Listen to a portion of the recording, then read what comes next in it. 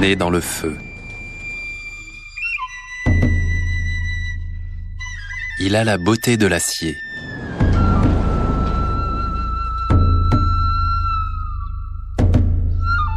C'est une arme autant qu'une œuvre d'art. Produit d'une tradition bien vivante, d'un art de la forge inégalé et de la ferveur religieuse, le katana est l'arme la plus tranchante qui existe. Symbole de pouvoir, d'esprit martial et d'honneur, il représente l'âme du samouraï japonais.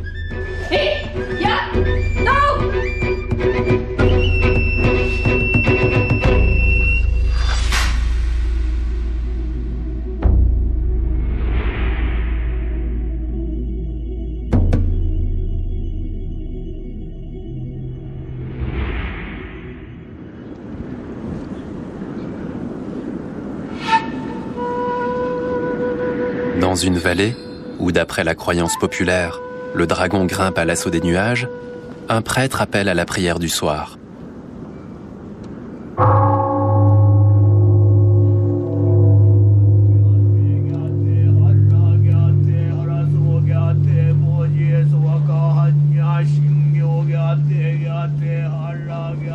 Au Japon, la nature est peuplée d'innombrables esprits et divinités. Nulle part ailleurs, on ne ressent autant leur présence que dans les montagnes de Shimane, berceau de la fabrication du sabre japonais.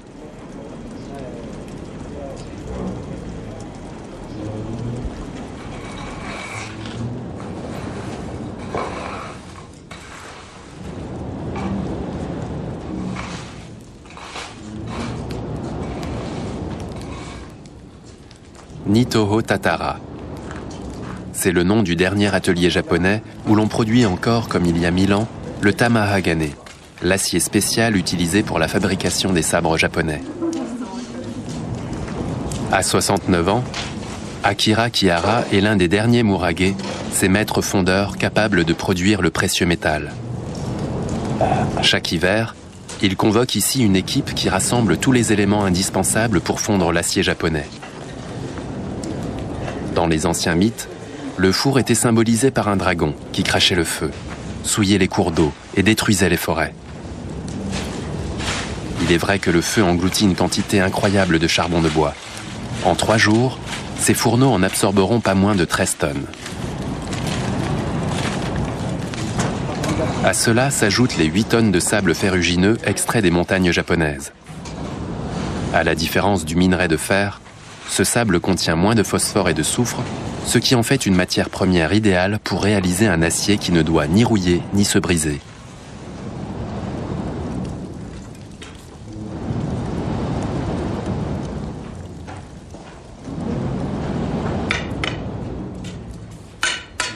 Des tubes en bambou gainés d'argile servent à insuffler de l'air dans le fourneau pour alimenter le feu en oxygène. Les trous percés juste au-dessus doivent être régulièrement nettoyés, car c'est le seul moyen de voir ce qui se passe dans le fourneau. À travers ces trous, on aperçoit le lit du feu.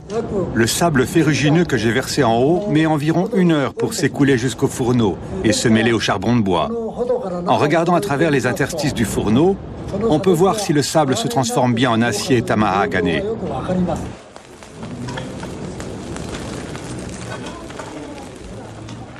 Maître Kihara doit s'en remettre à son expérience. Il observe la couleur des flammes et surveille le crépitement du feu. On ne trouve ici aucun outil moderne. Le tatara est comme un être humain. On doit le nourrir de sable et de charbon de bois, puis il digère. Vient alors au monde un bel acier tamahagane.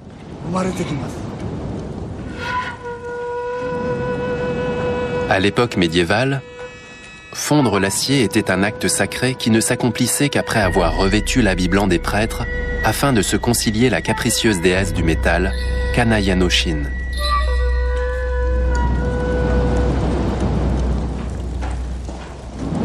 De nos jours, Maître Kihara ne porte plus la tenue des prêtres.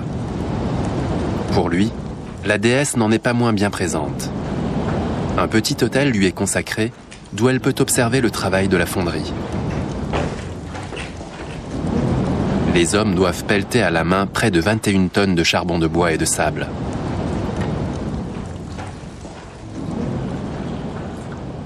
Au bout de 3 jours et 3 nuits, les pieds sont endoloris. La poussière de charbon brûle les yeux. Ceux qui ont besoin de faire une pause peuvent aller boire une tasse de thé vert dans la pièce attenante.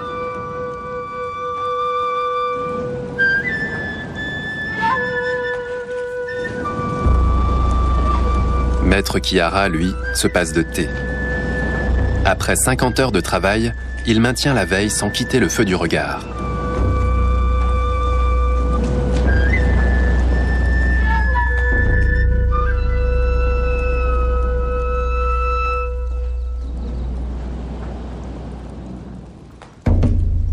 Il est 5 heures, au matin du 3e jour, lorsque Maître Kihara décide que le moment est venu de vider le creuset.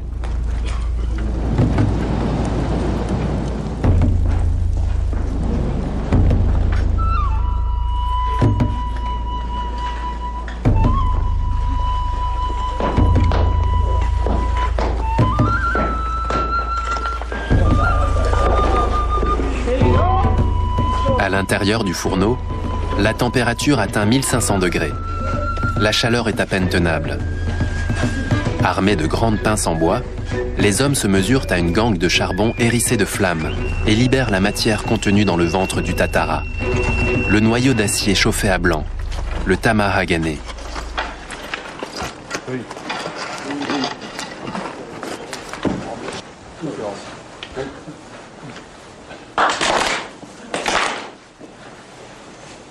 Louée soit la déesse, tout s'est bien passé. Après 70 heures au milieu de la fournaise et de la poussière de charbon de bois, les hommes sont heureux de boire une gorgée de saké. Mais le travail n'est pas terminé. Oui, j'ai vu le bloc, c'est un bel acier. Je suis soulagé, je suis vraiment content.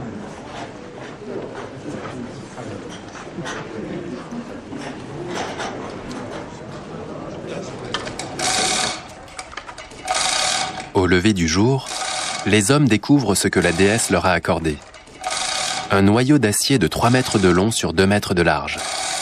Il aura fallu près de 23 tonnes de sable et de charbon de bois pour fondre ce bloc de 3 tonnes. C'est parce que la fabrication du tamahagane requiert autant de temps et de matériaux qu'il est pratiquement 200 fois plus cher que l'acier courant. Les spécialistes reconnaissent sa qualité à sa couleur. Seul l'acier situé en périphérie du bloc pourra servir à la fabrication des sabres, du fait de sa plus forte oxydation. Il s'agira maintenant de débiter cette précieuse matière et de la répartir entre les différents forgerons. C'est comme si l'un de mes propres enfants venait de naître. Je suis heureux d'avoir créé un acier de cette qualité. J'ai l'impression de voir le visage de mon fils.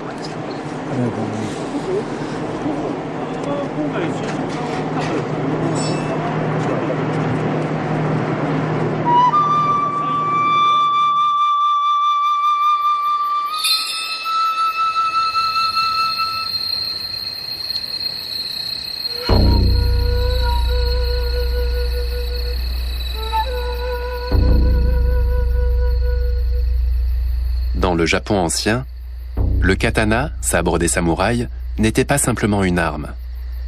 C'était également un symbole de statut social. Un seigneur pouvait intégrer à la puissante caste des guerriers un soldat qui l'avait bien servi. C'est à cette occasion qu'il lui remettait le katana. En tant que samouraï, il se devait alors de défendre en toute heure et contre tous les ennemis l'honneur et la quiétude de son maître, au risque d'y perdre la vie.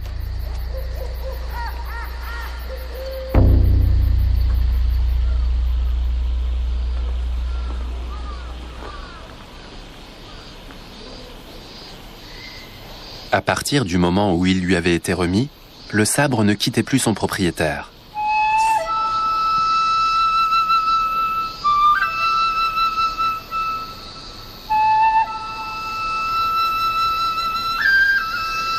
Il incarnait aux yeux du samouraï un pouvoir presque spirituel, qui était censé le protéger des attaques et des épreuves jusqu'à la fin de ses jours.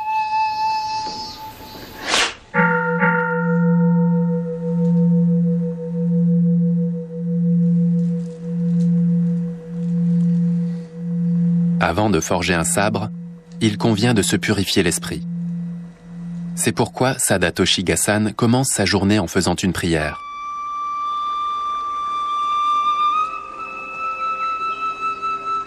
Ses ancêtres déjà étaient des bouddhistes très pratiquants, qui faisaient l'ascension du mont Gasan pour aller prier avant de débuter leur journée de travail.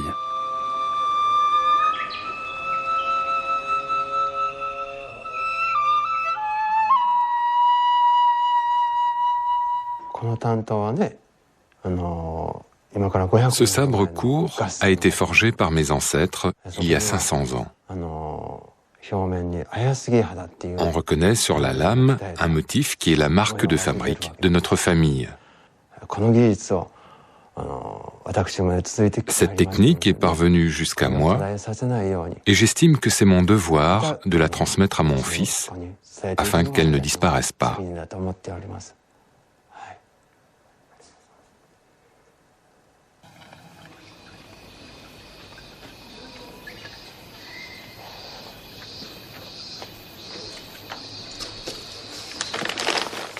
Ce jour-là, il reçoit un paquet qu'il attendait depuis longtemps. Il contient le tamahagane de Maître Kihara. Maître Gasan recommande à son premier assistant et à son fils d'en prendre bien soin. Il ne faut pas en perdre un gramme. Après plusieurs semaines d'attente, le travail du forgeron peut enfin commencer.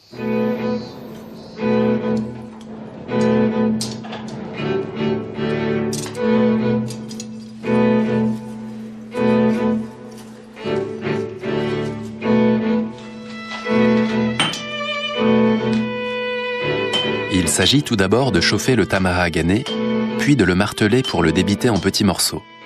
Une tâche qui nécessitera plusieurs heures de travail.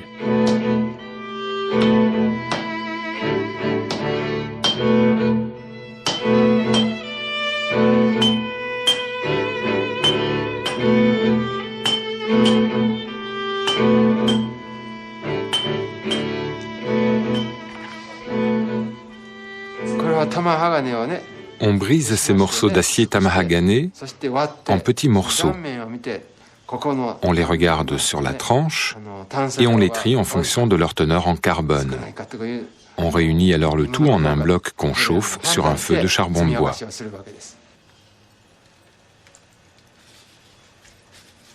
Les gaufrettes de tamahagane sont ensuite empilées sur une plaque d'acier et recouvertes de papier doré. Durant toute l'opération de forge, ce bloc sera constamment aspergé d'eau argileuse et de cendres. Cette méthode permet d'éviter les inclusions d'oxygène à la surface du métal, ce qui pourrait plus tard faire rouiller la lame.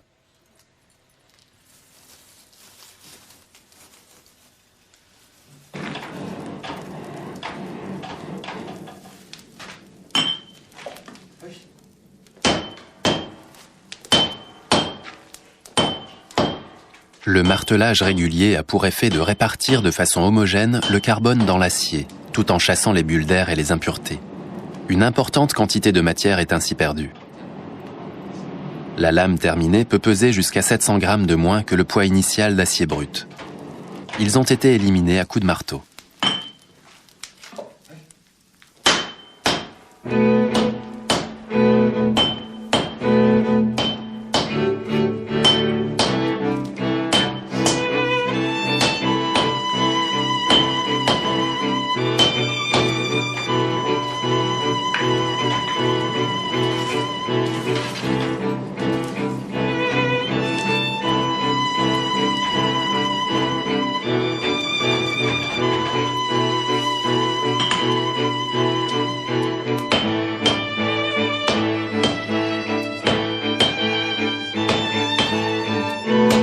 Pour être sûr de faire sortir les impuretés logées dans la masse du métal, il faut étirer et plier le bloc d'acier avant de reprendre le martelage.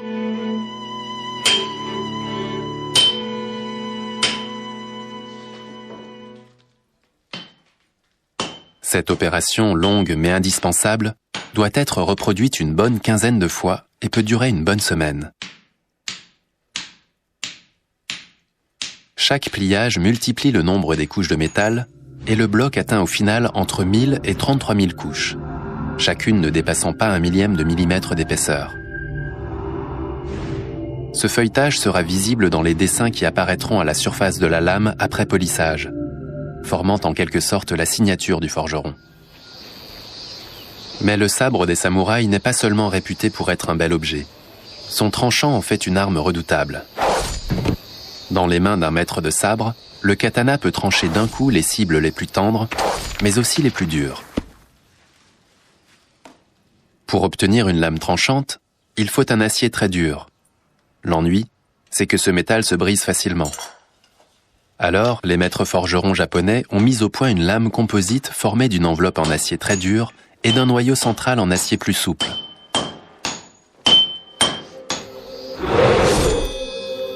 La souplesse du bambou, mais le fil d'une lame de rasoir.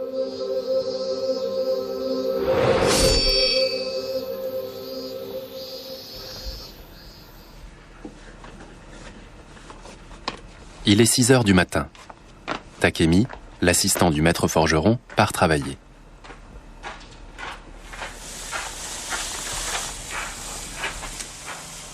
Ils sont 4 jeunes gens à vivre et travailler sur la propriété de maître Gassan. Depuis qu'il est enfant, Takemi a décidé de devenir forgeron. Après 6 années d'apprentissage, il est devenu premier assistant. Il est la seule personne tolérée aux côtés du maître durant la mise en forme de la lame. Un travail harassant qui exige beaucoup de pratique.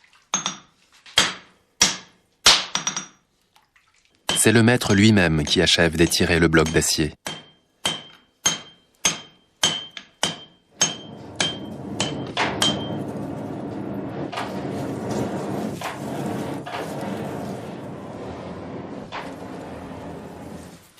Jour après jour, Gassan martèle la barre d'acier.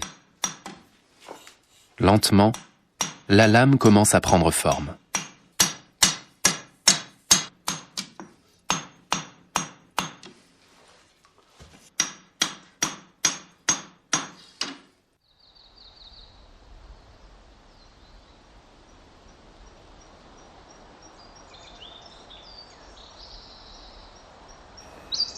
Deux semaines ont passé. C'est le moment de l'opération suivante, la trempe, qui achèvera de durcir la lame. Pour cela, Gassan applique un mélange d'argile, de poudre de pierre ponce et de cendre.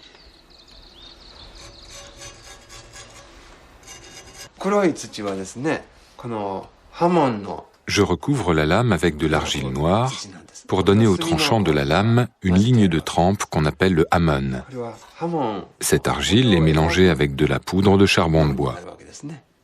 C'est une étape importante et chaque artisan a sa propre façon de procéder.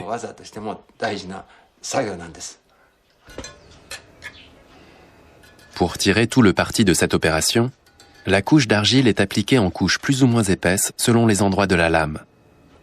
Cela permet de conserver un maximum de flexibilité au dos de la lame, tout en garantissant une bonne dureté au tranchant.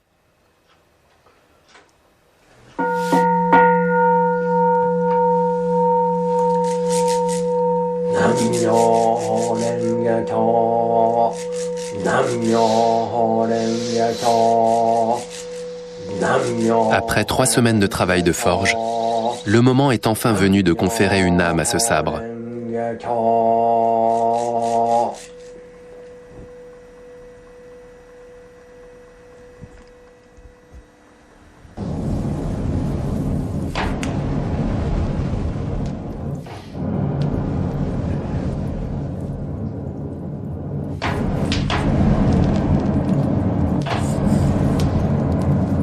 Maître Gassan observe avec soin les variations de couleur au niveau de la lame. Il faut maintenant la chauffer de façon uniforme à 800 degrés. La chauffer trop pourrait endommager la gaine d'argile. La chauffer trop peu risquerait de nuire à son durcissement.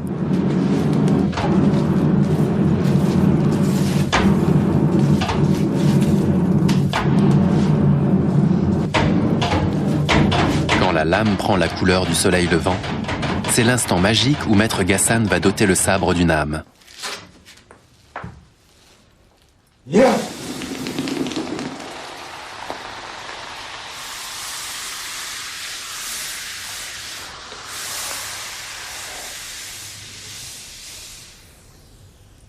Le refroidissement brutal dans un bain d'eau modifie la structure cristalline de l'acier et accentue la courbe caractéristique de la lame. L'opération semble avoir bien réussi.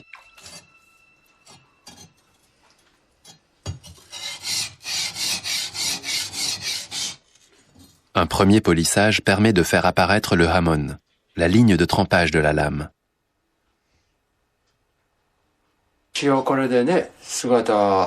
J'ai donné à la lame sa forme et je l'ai trempée, mais tant qu'elle ne sera pas polie, je ne serai pas tranquille.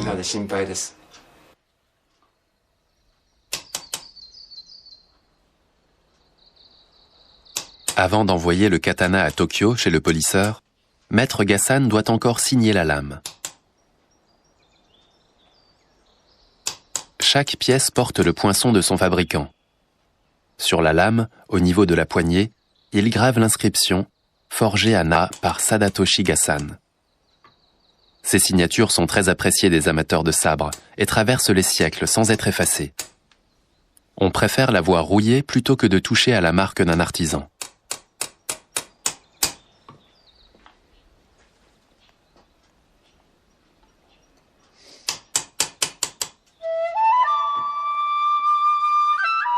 Gassan sculptera un dragon ondulant sur le dos de la lame. C'est l'emblème de sa famille.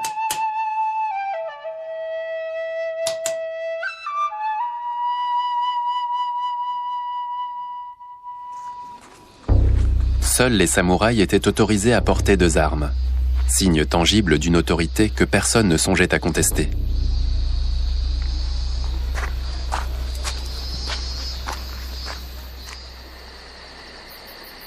Seule la mort pouvait séparer un samouraï de ses sabres. Outre le sabre long, katana, il portait également une arme plus courte, le wakizashi. Où qu'il aille, ces 2 armes l'accompagnaient. Même la nuit, dans sa maison, il les gardait à portée de main pour être toujours prêt à combattre.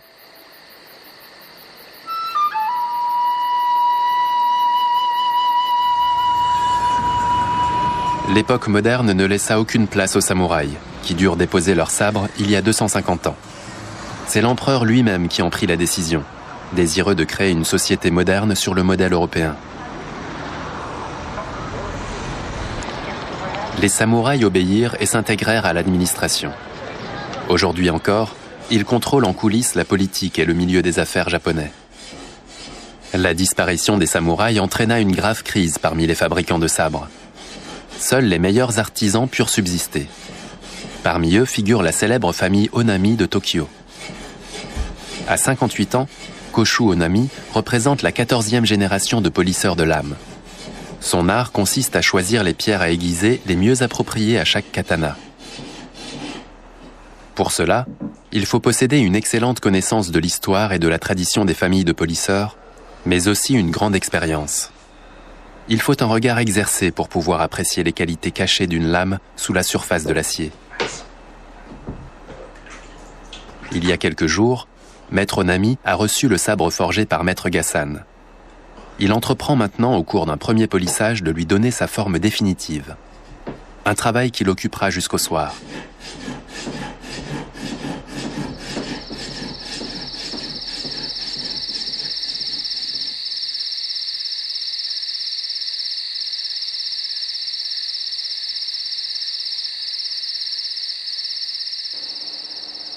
Pour quiconque souhaite s'initier à l'art du polissage, la première chose est d'apprendre à s'asseoir correctement.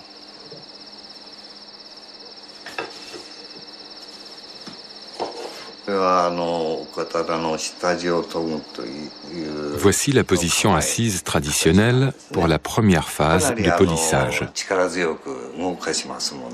Quand on affûte une lame, on exerce une pression assez forte sur la pierre et il ne faut pas qu'elle bouge.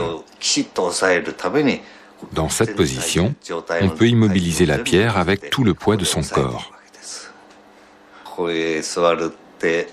Il faut bien une année avant de s'y habituer.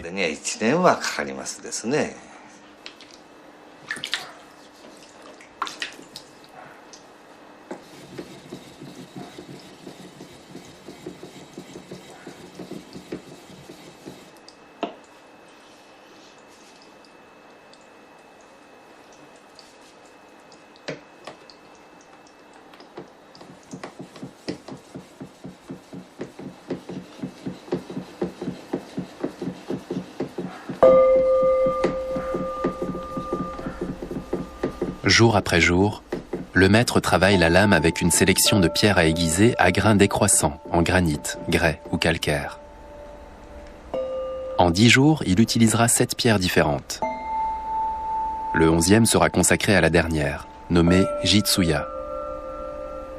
Cette pierre provient des montagnes proches de Kyoto et s'utilise sous forme de fragments de la taille d'un grain de riz. Onami s'en sert pour révéler le grain de l'acier. Cette opération lui prendra toute une journée. Et elle n'est pas sans risque, car la lame est déjà aussi tranchante qu'un rasoir.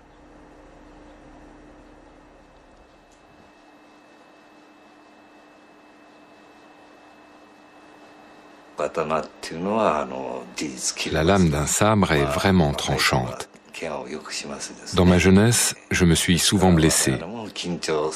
Alors quand nous travaillons, nous sommes toujours nerveux et nous devons faire preuve d'une grande concentration.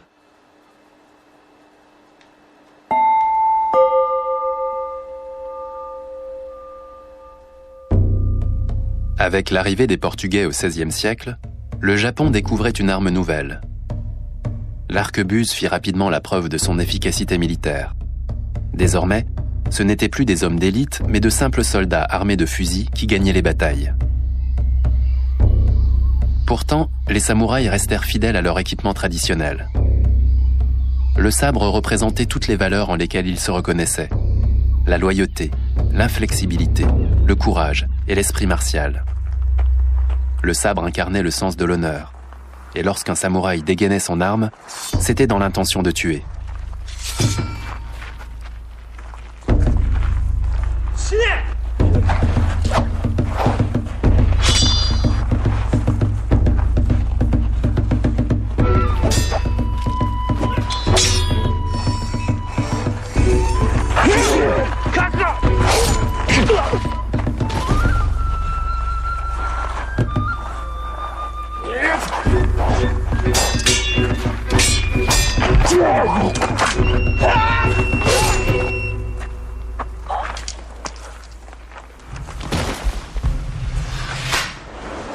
La Katori Shinto Ryu est l'une des plus anciennes écoles d'arts martiaux japonaises. Aujourd'hui encore, on y pratique le sabre comme au XVe siècle. L'enseignement est dirigé par maître Otake, 82 ans. Dans un combat, il ne faut pas être en face, mais dos à la lumière. Sinon, on risque d'être gêné par les rayons du soleil ou la lueur de la lune. Le point faible d'une armure se situe au niveau de l'aisselle. C'est là qu'il faut attaquer. Je recule pour esquiver et je contre-attaque.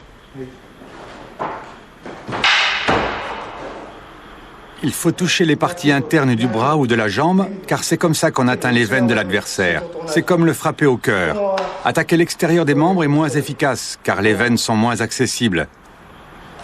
Alors que là, le coup est fatal. C'est là qu'il faut attaquer.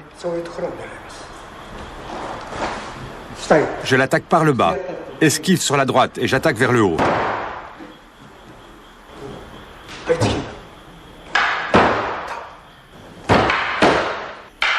Beaucoup de katanas ont des entailles sur le dos de la lame à cause des coups qu'ils ont servi à parer. Quand on part comme ça ou comme ça, le dos de la lame reçoit des coups violents du tranchant de la lame adverse. En revanche, si j'esquive en me déplaçant sur la gauche, je peux parer le coup avec le revers de ma lame. Revers contre revers. Il faut toujours essayer de protéger sa lame du tranchant adverse. C'est à force de répéter inlassablement les mêmes exercices que le corps finit par s'en souvenir. Il faut arriver à faire ces mouvements automatiquement, en pensant à ce qu'on va faire le lendemain. Cela demande une pratique intensive, et pour y parvenir, cela prend de nombreuses années.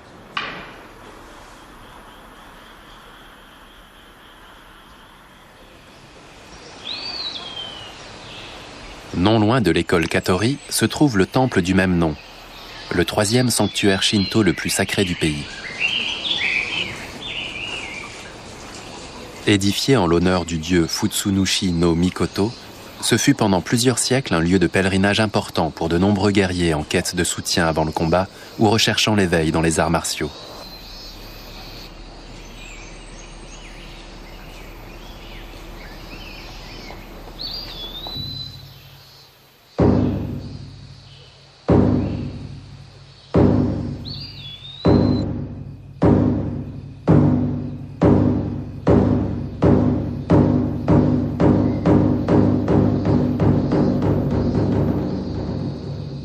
Maître Take s'y rend lui aussi à l'occasion pour témoigner son respect à la divinité et demander la protection de ses élèves.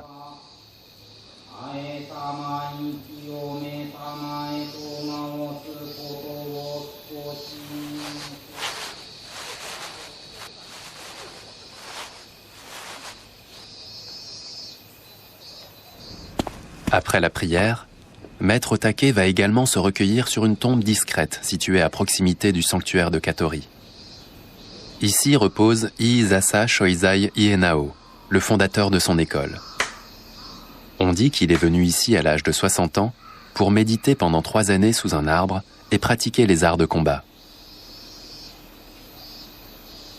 D'après la légende, le fondateur de notre école a été visité par un jeune dieu assis sous un prunier qui lui aurait confié un volume du traité divin de la stratégie martiale.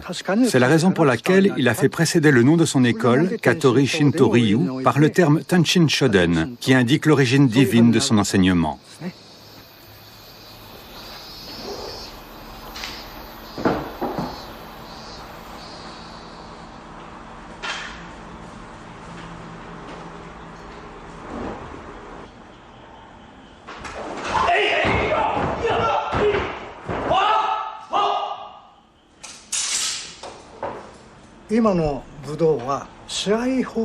De nos jours, les arts martiaux sont basés sur la compétition. Mais c'est contraire à l'éthique de la voie du sabre. Il faut cultiver la modestie. Bien sûr, il faut être fort, avoir l'esprit combatif d'un guerrier. Mais on doit maîtriser sa force, sinon on devient violent.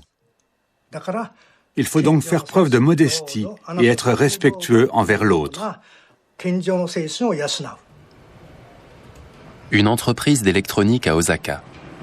La réceptionniste appartient à une ancienne famille de samouraïs. Son nom est Midori Tanaka.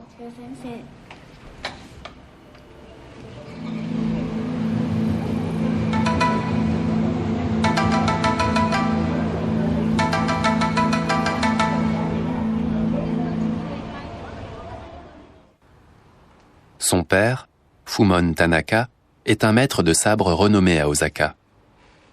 Maître Tanaka a consacré sa vie à l'étude des samouraïs et de leurs techniques de combat. Je pense que beaucoup de Japonais portent au fond d'eux-mêmes les valeurs du Bushido, l'éthique des samouraïs. Mais pour vivre dans la société moderne, ils se sont américanisés et ils sont devenus matérialistes. Ils ont une belle voiture, une belle maison. Mais au Japon, il reste encore quelque part les valeurs du Bushido, pour qui c'est l'honneur qui compte avant tout. On se donne corps et âme à chaque instant. C'est ça, l'éthique du samouraï.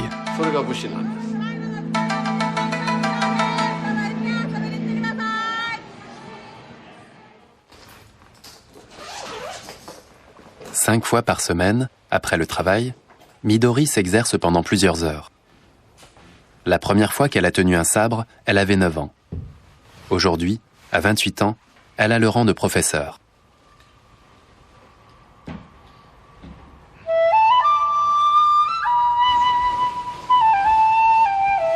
Hommes, femmes et enfants, Maître Tanaka accueille tous ceux qui ont envie de découvrir l'esprit martial des samouraïs.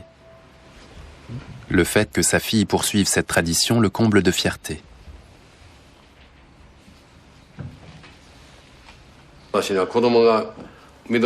Je n'ai qu'une fille, Midori. C'est elle qui a décidé de s'initier à l'art du sabre et de prendre la relève. J'en suis très heureux. Si elle n'avait pas voulu prendre ma suite, j'aurais dû trouver quelqu'un d'autre pour transmettre cette tradition.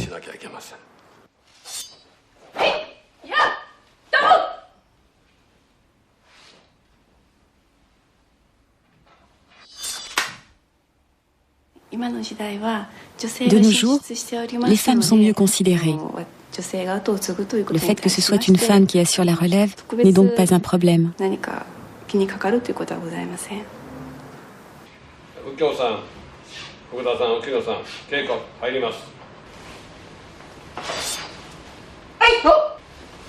Midori est déjà suffisamment experte dans le maniement du sabre pour que son père l'autorise à pratiquer Sundome, c'est-à-dire lame au clair.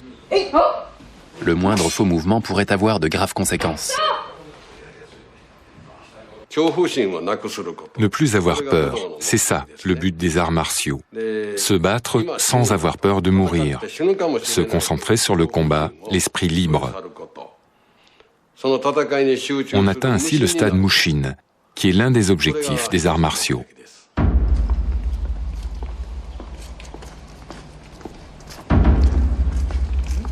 Le lendemain, le grand maître Tanaka convoque ses élèves pour une démonstration très spéciale. Il va arrêter une flèche au vol et la couper en deux.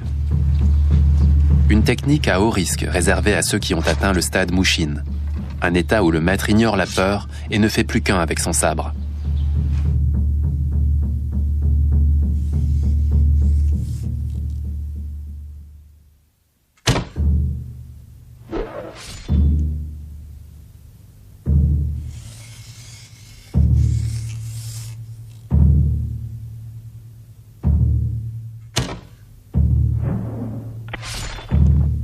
Il a brisé la flèche.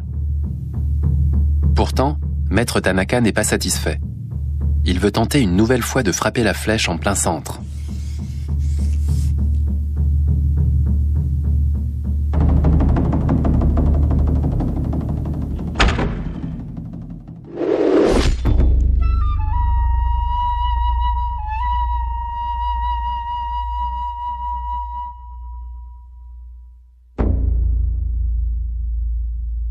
L'esprit guerrier des samouraïs fut marqué au fil de l'histoire par de longues et sanglantes batailles, au cours desquelles les princes se disputèrent la domination sur le Japon à partir du XVe siècle. La voie du samouraï, c'est la mort, peut-on lire dans les écrits d'un samouraï du XVIIe siècle. Seul celui qui méprise la mort et la regarde en face peut servir son maître. On attendait d'un samouraï qu'il ne recule jamais devant l'affrontement. Pas même lorsque le combat était perdu d'avance.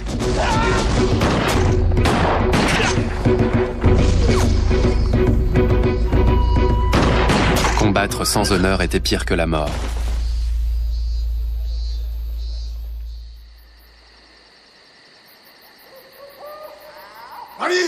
Celui qui rentrait avec la vie sauve risquait de devoir assumer la responsabilité de la défaite de ses camarades.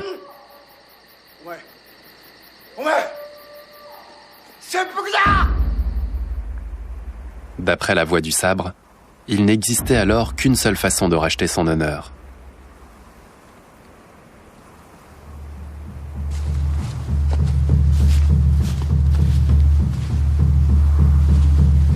Sous le contrôle de son seigneur, il devait sauter lui-même la vie. Une fois que le samouraï avait fait la preuve de son courage et qu'il risquait de s'évanouir, le seigneur faisait signe à un maître d'armes de mettre fin à ses souffrances.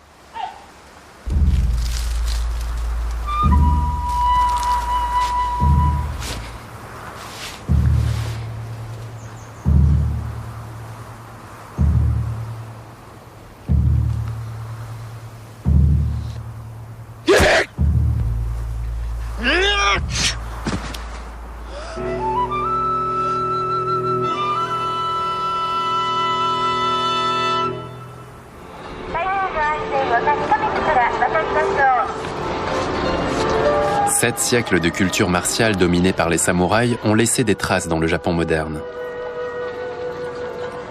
Le principe de loyauté et le sens de l'honneur restent très présents dans la société d'aujourd'hui. Le suicide est encore accepté lorsqu'il s'agit d'effacer une faute personnelle ou de laver l'honneur de l'entreprise.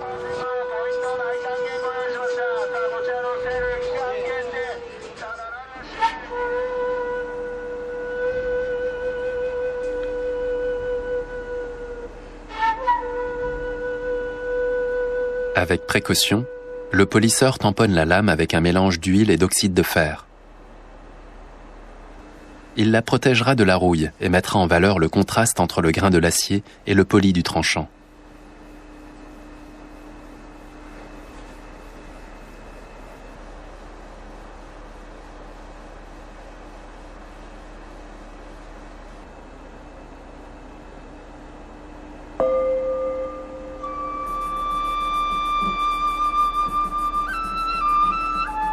Enfin, le moment est venu de procéder au polissage du yokote, une arête qui sépare la pointe du reste de la lame.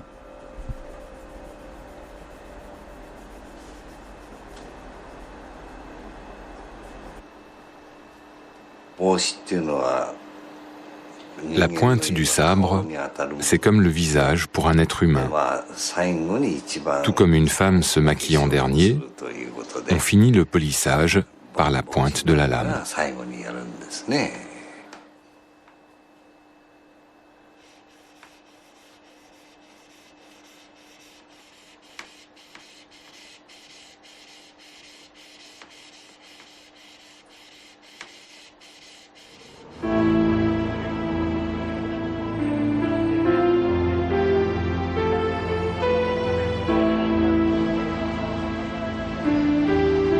Il y a 3 mois, Maître Ghassan commençait à forger la lame.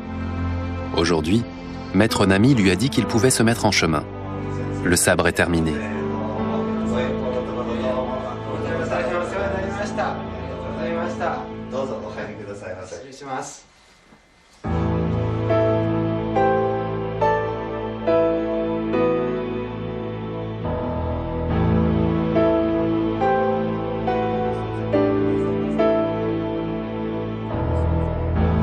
Maître Ghassan forge une dizaine de sabres par an.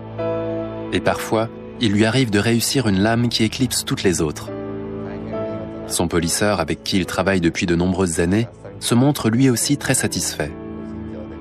Les gravures, commente-t-il, sont un parfait exemple de la tradition Ghassan. Un sourire trahit ce que la modestie du maître l'empêche d'exprimer tout haut. Sa fierté de contempler l'élégante ligne de trempe à l'acier laiteux et légèrement bombé, le dos de la lame finement sablé, et ce dragon bondissant, une véritable splendeur. Je me suis donné beaucoup de mal pour forger ce sabre, et je trouve son travail de finition formidable. Il met en valeur les spécificités de mon travail. Je suis très satisfait.